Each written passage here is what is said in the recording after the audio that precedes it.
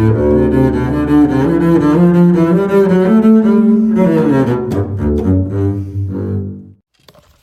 you very much. Honored to be here. Yeah. And I would talk about Myanmar and development in Myanmar and geopolitics.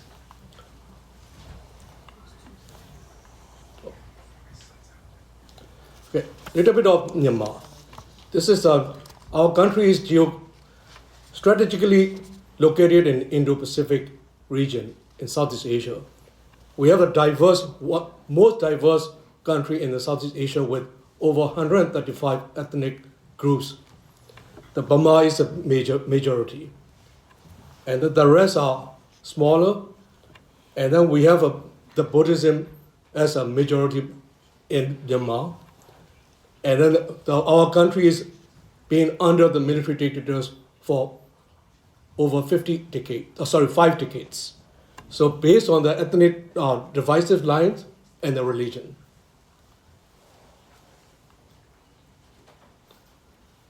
And our country is strategically located in Indo-Pacific region. Northeast, superpower China.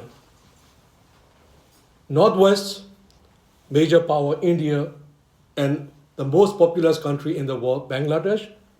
The southwest and the south and the Indian Ocean, Bay of Bengal and Andaman Sea. Southwest, southeast and the east, Thailand and Laos.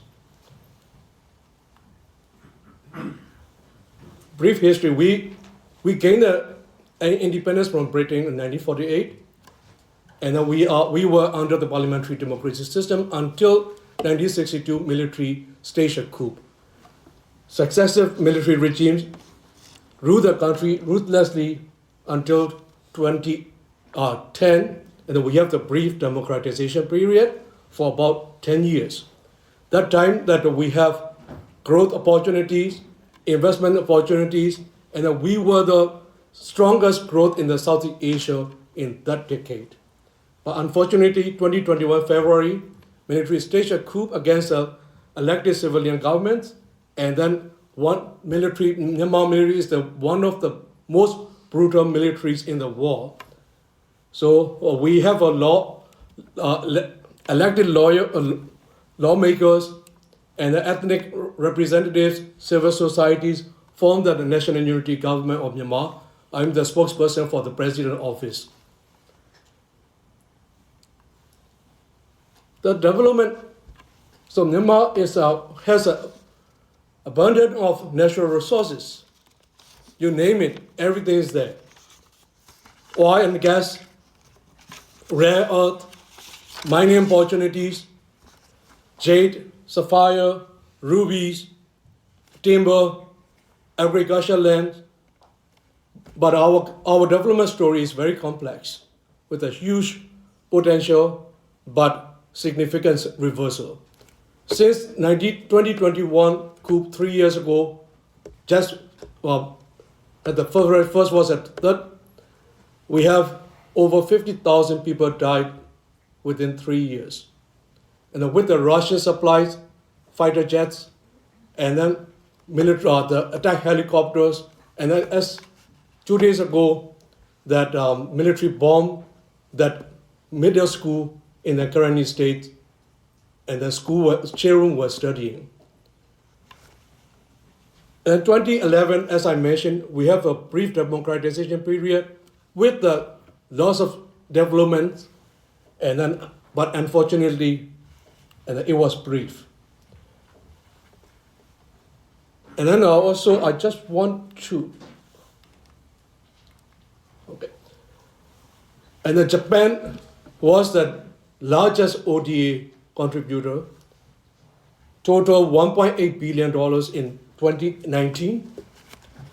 And then at the time, Myanmar was the world's darling dealer to countries to deliver the aids. For example, in 2013, it reached $4.5 billion. It is about 800% increase from prior year 2012.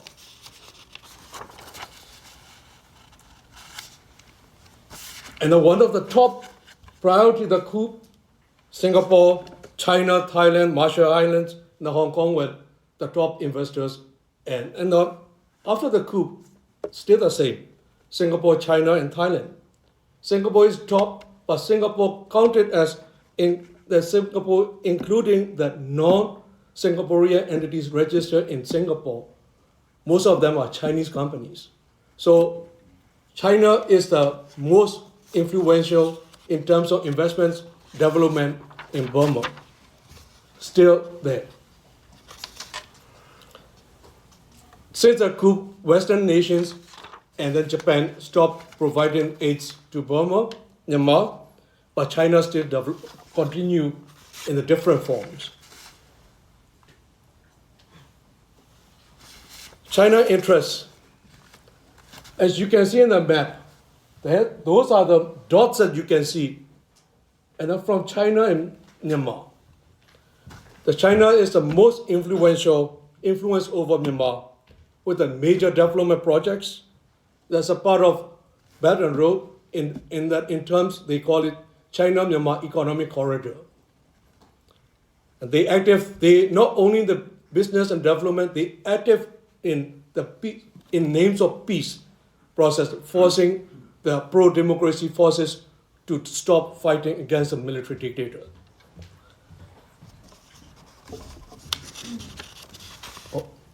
So that's the map that you can see. Here is from the Indian Ocean. They built the oil and gas pipeline, and then railroad, and then the highway to the landlocked Yunnan province, and then up to oil and gas pipeline ended at the Kunming, and the highway ended at the Nanning near the Vietnamese border and the landlocked country. So that's over 1,000 kilometer gas and oil pipeline from Indian Ocean to the landlocked China. So they can reach to the South Asia, East Africa, West Asia, and Europe by passing more challenging area, the South China Sea and the Malacca Strait. Fortunately or unfortunately, our another neighbor is a major power, India. India and China are always competing in a war stage. India look east policy, and India engaged with Myanmar during that brief democratization period, and then they connected through highway. Highway is from India to Myanmar and Southeast Asia. And then from the sea port, from India, eastern port to Myanmar, western, and then from there, go back to India, landlocked the states. And then that highway is from India. Myanmar became a land corridor for India to Southeast Asia. They're called India, Myanmar, Thailand Highway and the Caledon Project. So I didn't put in my slides, but Russia also selling the arms, and then Myanmar also exporting back the arms to Russia, and that as Ukrainian intelligence reported. Another neighbor, Thailand. Thailand has a huge influence in Myanmar development, and the Bangladesh and Laos are very limited, even though Bangladesh hosted million refugees from Myanmar, but development cooperation is very limited. But in recently, we call it Operation 1027, October 27, the stage offensives against the military forces. The military lost all the border posts in China area and India area. So India and China are cooperating with the military, while the West supporting the pro-democracy forces.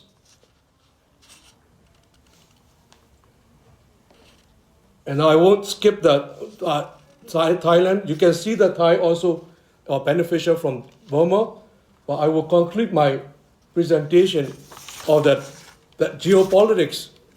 Myanmar is strategically located in the Indo-Pacific region, And then China is the biggest player in Myanmar development and then also the political arena. And then India competing China in Myanmar, but they catching up. They are behind China. And but even though India is the largest democratic country, but India providing assistance to most brutal military in the war, Burma military, together with China. Why? Because of money and then trade opportunity with East Asia. But we really thankful for Canada, US, and other countries that supporting diplomatically, politically, but development. And then we have over 18 million, population of 55 million people, which is almost 40 million people need the humanitarian assistance daily. So this way that we are dancing, strategically balancing with the superpowers and major powers, but we need help from countries like Canada, and then Ghana is being the strongest supporter in this fight together for our freedom and democracy. Thank you so much.